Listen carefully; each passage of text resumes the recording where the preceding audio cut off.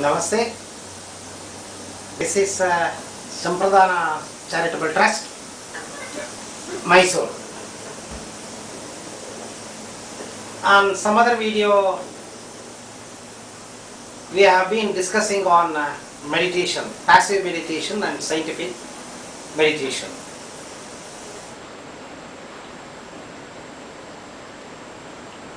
To do meditation, you should do pranayama also, and you should know what is pranayama.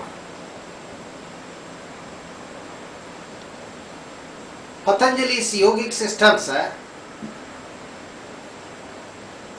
tells in clear, unless otherwise you practice pranayama along with yogasanas, the yoga system is incomplete. So it is a must you got to do pranayama. What is pranayama? Prana, you know very well, prana means in Sanskrit, prana shakti. In China we call it as chi. In Japan we call it as ki. In India we call it as prana shakti. In English we say vital life force energy.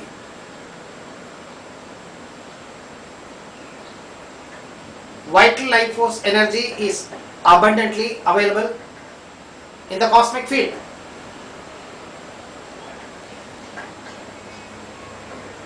Prana Shakti, it is not only the content of oxygen, it is a vital life force energy, we call it as ether. We need oxygen along with this vital life force energy. This vital life force energy is abundantly available during early morning, in between 4:30 to 6:30 before sunrise, and the evening 5:30 to 6:30 before sunset. That's why we have to do the pranayama early in the morning or in the evening, either before sunrise or before sunset. Pranayama, prana shakti regulation. Yama means regulation, prana shakti regulation. This is called pranayama. There are two types of pranayamas. One is passive pranayama and another is vibrant pranayama. Okay, before knowing something about pranayama, you should know the prerequisite conditions for doing pranayama. Number one, to do the pranayama, you have to select a place wherein clean air enters into your house or where you do the pranayama. Either you can sit outside the open field or you can sit inside the room. If you sit inside the room, the windows and doors should be open and you should allow the air to get into the room, fresh air. Or you can sit outside the open field and do pranayama. The place should be very neat and clean, number one. Number two,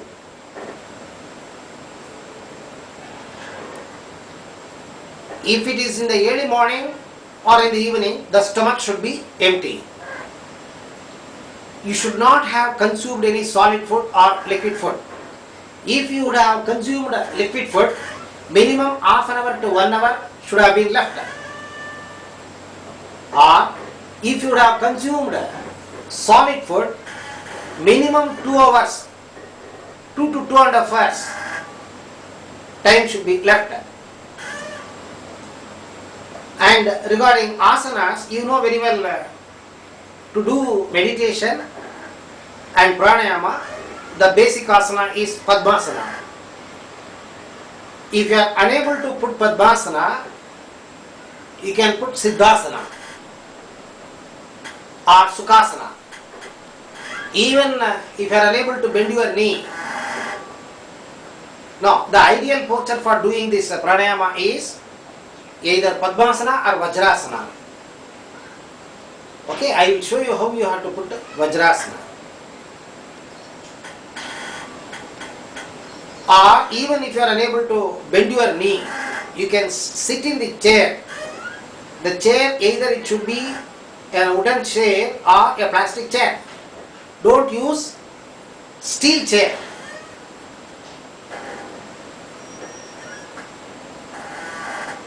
This is the asana, the mudra. Either you can put chin mudra or you can, this one is called as pranayama mudra, chin mudra or pranayama mudra. Or you can clap both of your hands like this and do the pranayama. To do pranayama, you should know pranayama means breathing, inhalation and exhalation. See, normally during childhood, like the newborn baby up to 3 to 4 years or 5 years, you see the baby, you can feel the breathing in their stomach. You see animals, you can see the breathing system happening in the stomach. But whereas you and me, after crossing the 3rd or 4th or 5th year, you develop a chest breathing. Why you develop a chest breathing? What do you mean by chest breathing and abdominal breathing? Abdominal breathing, in other way we call it as diaphragm breathing. What do you mean by diaphragm? This diaphragm is a tissue. It is just like a balloon dividing the stomach and the chest, the lung area. If you inhale, the diaphragm goes down and pushes the stomach down. If you exhale, it goes into the chest area and contracts.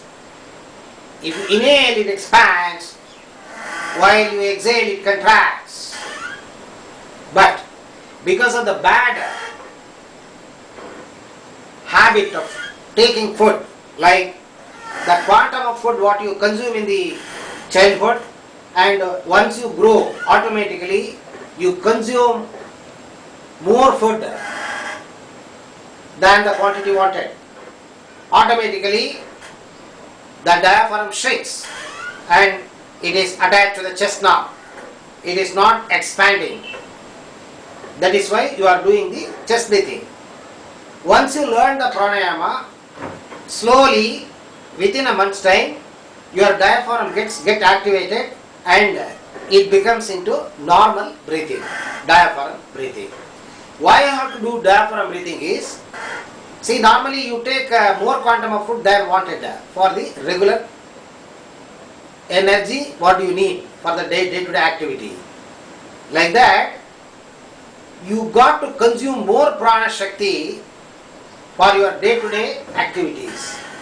See, you are consuming only 20 to 30% of your capacity. The prana shakti, whatever you are consuming, it is only 20 to 30% of the normal capacity.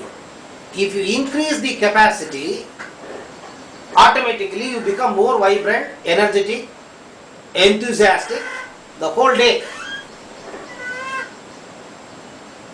That is why you have to do diaphragm breathing. If you do diaphragm breathing, automatically each and every cells of the body becomes vibrant and your brain cells will become vibrant. If you do pranayama,